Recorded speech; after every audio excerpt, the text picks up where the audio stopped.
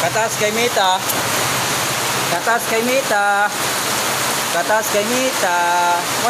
Monay kan katas ni Mita. Hoy, sa mga bagong vlogger niya ay mo kadiskali sa ginaingon nila nga daghan na ta. Puro tahan vlogger.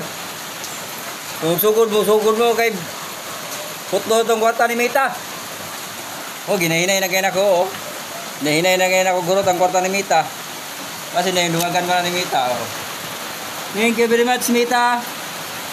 Thank you very much. Mawalang kamo, ayaw mo ka-discourage. Ayaw mo tuwa ng... Nah, ngunit lang, dagan na sig-vlog.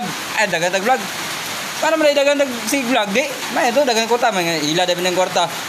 Anong inyo man ang ikadalo? Hindi mo na yung kwarta. Si Lolo Mita na ko, mo na pinakwartahan. Mo nang isang pila pa mo kami. Kaya mo niya sulduan. Basta sunod na mo siyang balaod. Kanang uban yun ba? Di sila gusto nga gusto na sila makakwarta. Kanang kamo. Ayaw yun mo. Discourage. So, kamo. Ay mo wadag paglaom. Dagay tanan. Kwarta tanan. Para dito wanay mga amo. Si Lolo Mita na itong amo tanan.